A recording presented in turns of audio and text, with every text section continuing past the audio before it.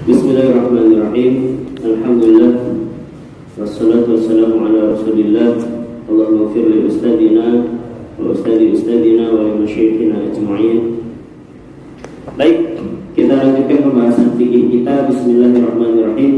Qala al-musannif rahimahullahu ta'ala wa nafa'ana bihi wa bi ulumihi fid dharain amin ila anqal. Faslun wa an-nadhru yalzamu fil mujazati ala mubahin wa ta'atin kaqawlihi in syafallahu maridi falillahi alayya an usalliya aw asuma aw atasaddaqa wa yalzamuhu min dhalika ma yaqa'u alayhi al-ismu wa la nadara fi ma'siyatin kaqawlihi in qataltu fulanan falillahi alayya kada wa la yalzamu nadar ala tarki mubahin kaqawlihi la akulu lahman wa la ashrabu labanan wa ma ashbaha dhalik. Pembahasan selanjutnya tentang hukum nadar. Al-Imam Muhammad bin Qasim Al-Ghazi menambahkan tentang definisi. Yang pertama, hukum nadar, nadrun atau nadarun. Kalau kita biasanya lebih mengenal nadar. Ya, ini dua-duanya betul, ada riwayatnya. Kemudian maknanya adalah secara umum, secara bahasa, yang namanya nadar itu adalah janji untuk melakukan sesuatu berupa kebaikan ataupun keburukan. Ya, secara bahasa, misalkan saya akan puasa sunnah besok hari misalkan. Kemudian wa syar'an, sedangkan menurut syariat iltizamu qurbatin ghairi lazimatin bi asli syar'i. Sedangkan nazar menurut syariat adalah menyanggupi atau mengharuskan diri di dalam berupa ibadah atau mendekatkan diri yang tidak wajib di dalam asal syariat. Maksudnya yang namanya nazar itu adalah nazar sesuatu amal ibadah yang memang bukan wajib kepada diri kita. Misalkan hukum yang wajib apa? Sholat 5 waktu. Ya, misalkan kalau cita-cita saya terpenuhi, maka dari mulai besok saya akan sholat 5 waktu. Wah, enggak nazar juga udah wajib gitu, ya. Maka enggak sah nazar di dalam perkara yang wajib. Kemudian wa nadaru darbani, nadar ini terbagi menjadi dua. Yang pertama nadrul lajjaj. Nadrul lajjaj ini adalah memperpanjang permusuhan, perseteruan. Yang dimaksudnya adalah supaya orang ini an yakhruja makhrajal yamin, supaya orang ini keluar di tempatnya yamin, yaitu sumpah. Sehingga apa? Biar yaqsudan nadhiru man an nafsihi min syai'in wala yaqsudul qurbah. Nah, ini kembali kepada definisi yang kedua di dalam syariat. Sehingga orang yang melakukan nazar ini, dia melakukan atau meniatkan nazarnya ini untuk menghindarkan diri saja dari tuntutan orang, ya, dan tidak termaksud semata-mata untuk ibadah karena Allah Subhanahu wa ta'ala. Maka kalau orang melakukan nazar ini, maka sama dengan orang ini melakukan sumpah. Ketika melanggar maka harus membayar kafarah sumpah, atau maltazamahu bin nadri, atau dia boleh melakukan sesuatu yang dia wajibkan ke atas dirinya berupa nazar tadi. Ya, baik. Kemudian nazar yang kedua adalah nadrul mujazah. Nadrul mujazah ini kalau kita ambil secara bahasa Arabnya dari kata balasan. Jadi balasan ini dia menadarkan apa, maka otomatis dia harus menunaikan apa yang dia nadarkan. Misalkan kalau cita-cita saya terpenuhi, maka saya bernadar akan melaksanakan sholat hajat sebanyak 200 rakaat. Nah, berarti bayarannya itu, ya. Cara kewajiban dia adalah menunaikan itu, nggak boleh diganti, nggak boleh diganti. Misalkan, aduh 200 rakaat, aslinya sih saya nggak mampu gitu, ganti deh gitu, sama sedekah 200.000, nggak bisa. ya harus sesuai apa yang dinadarkan. Nah, sehingga apa?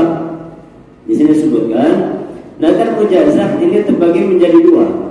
Ahaduhuma alla yu'alliqahu an-nadiru ala syai'in. Seorang yang bernadar tidak mengaitkan nadarnya kepada sesuatu pun. Kaqaulihi, seperti perkataan dia, ibtida'un lillahi alayya shaumun aw itqun, ya.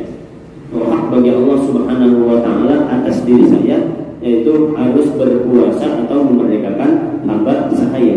Watani, dan yang kedua nadar mujazah ini an yu'alliqahu an-nadiru ala syai'in, yang mengaitkan dirinya ke atas sesuatu. Wa asyara al-musannif biqoulihi, dan musannif ini mengisyaratkan berupa ucapannya, wan nadaru yalzamu fil mujazati.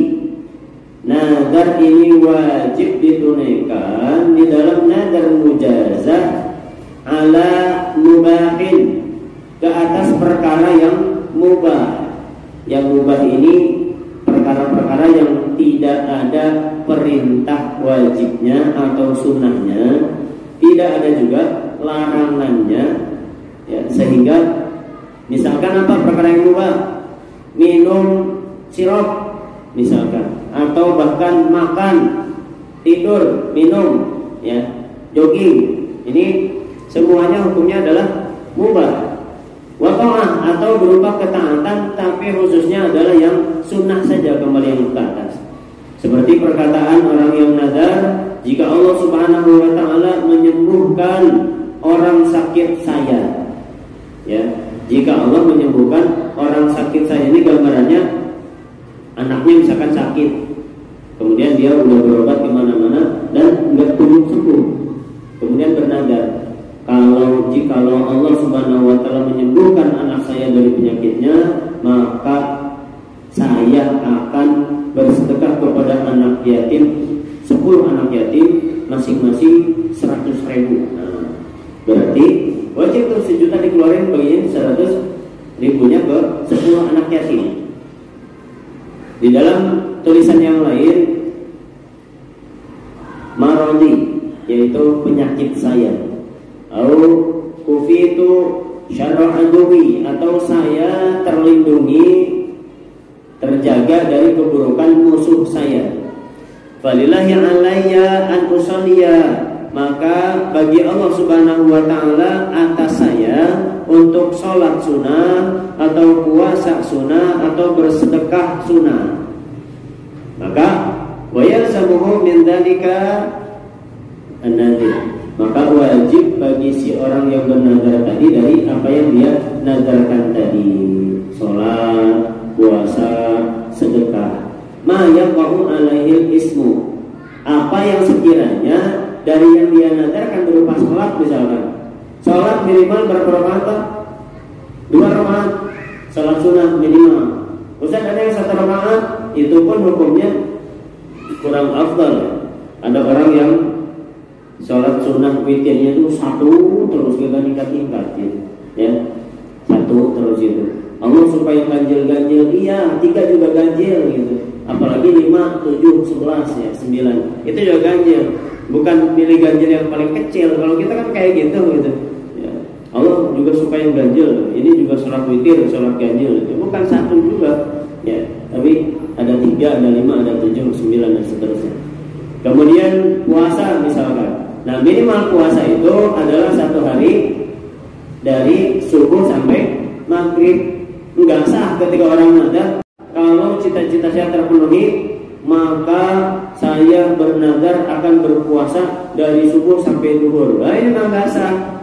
Karena orang yang puasa fardu atau umumnya peraturannya itu dari subuh sampai maghrib, itu dikatakan puasa. Kemudian sedekah. Nah, sedekah ini minimal-minimalnya aqallu syai'in mimma yatamawwal, ya, yaitu sesedikit-sedikitnya sesuatu yang bisa disedekahkan, ya, disedekahkan. Sehingga apa? Wa kadza law nadara at-tasadduqa bimalin 'adzimin, sehingga begitu juga kalau orang bernadar untuk bersedekah dengan harta yang banyak. Ya, kama qala al-Qadhi Abu Thaib. Kemudian wala nadara fi maksiatin, tidak ada nazar di dalam perkara maksiat.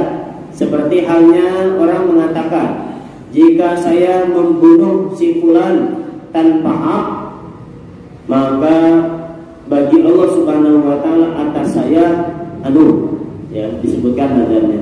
Ini yang namanya membunuh orang tanpa hak. Maksud tanpa hak di sini, ada orang membunuh dengan hak. Dengan hak ini misalkan ikut melempari orang yang dihukum rajam, misalkan, kan harus kampung Pak ya. Hanya pas lemparan batu dia pas mati gitu.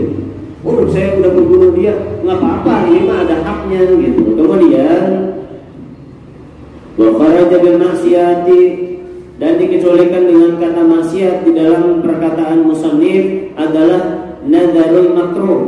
Kalau orang bernazar dalam perkara yang makruh, seperti apa? Karena dari syakhsin saumad dahri, seperti orang bernazar ingin berpuasa sepanjang tahun setiap hari. Saya kalau cita-cita tertunai misalkan, ya, maka saya bernazar akan berpuasa selama setahun penuh. Ini kan hukumnya makruh. Kenapa? Karena hukum sunnah yang paling afdal setelah puasa wajib adalah puasa Daud. Nggak ada puasa sunnah yang paling afdal di atas itu, nggak ada. Ya. Sehingga apa? Bayar akim nadaruhu, maka nadarnya sah. Ya, waya disamul wafa'u bihi, dan orang ini wajib menunaikan nadar terhadap perkara yang makruh tadi. Kemudian begitu juga tidak sah kalau orang ini bernadar terhadap perkara yang wajibnya wajib ain. Misal yang wajib ain itu adalah sholat Jumat. Sholat Jumat ini hukumnya adalah fardu ain, Pak ya, bukan fardu kifayah.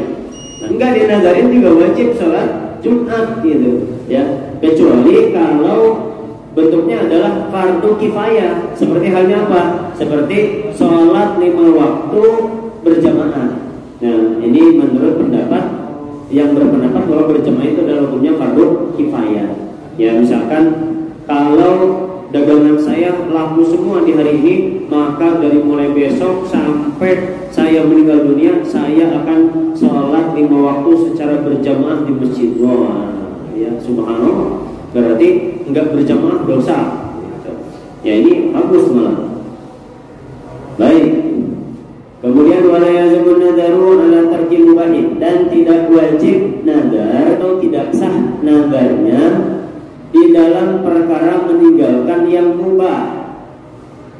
Au fa'alahu, atau untuk mengerjakan perkara yang mubah. Yang pertama misalkan dia niat untuk meninggalkan perkara mubah. Misalkan saya berjanji tidak akan makan daging, tiba-tiba dia melanggar gitu. Nah, maka orang ini dikategorikan tidak berdosa karena hukum makan daging adalah mubah. Wala asyrabu labanan, atau misalkan saya berjanji hari ini tidak akan minum susu. Contoh yang lain misalkan al-basukada, saya berjanji hari ini tidak akan pakai baju warna putih misalkan, ternyata terdesak untuk pakai misalkan, ya. Nah, sehingga di sini hukumnya wa idza khalafa nadar mubah lazimahu kafaratu yaminin ala rajih. Di dalam perkara yang rajih, kalau orang ini melanggar nadar mubah, maka wajib membayar kafarah yamin menurut Imam Al-Baghawi. Akan tetapi di dalam kitab Al-Muharrar, di dalam kitab Al-Minhaj, ya, ini asalnya tidak wajib. Melanggar nadar yang perkara-perkara mubah, maka hukumnya tidak wajib ditunaikan. Wallahu a'lam bishawab. Ini yang bisa kita bahas, mudah-mudahan menambah wawasan serta khazanah keilmuan kita. Amin ya rabbal alamin. Sebelum kita tutup, mungkin ada yang mau ditanyakan, silakan. Fadhil.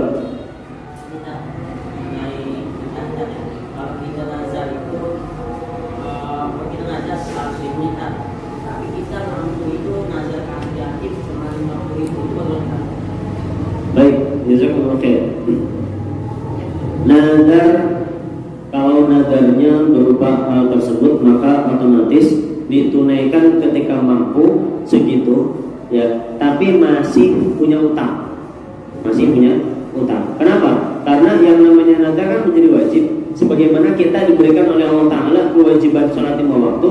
Ketika kita misalkan ketinggalan, ya, misalkan sholat zuhur kan dari jam 12 sampai asar, ketiduran, otomatis kita harus menunaikan di waktu yang kita bisa, selepas asar misalkan, atau malam dan sebagainya. Karena perkara-perkara yang wajib ini dia akan terbebas kalau ditunaikan. Nggak ditunaikan tetap melekat gitu. Ya, mudah-mudahan Allah Subhanahu wa taala memberikan kepada kita senantiasa sehat walafiat, panjang umur, sehingga kita benar-benar bisa berkumpul kembali di pertemuan selanjutnya. Amin ya Allah ya rabbal alamin. Allahumma ja'alna wa ahlana wa auladana min ahli ilmi wa ahli khair, wa la taj'alna wa iyyahum min ahli syarri wa dhair. Rabbana atina fid dunya hasanah wa fil akhirati hasanah wa qina adzabannar. Wa akhiru da'wana alhamdulillahi rabbil alamin. Hadana lakum ajma'in. Akhirul kalam, wassalamu alaikum warahmatullahi wabarakatuh.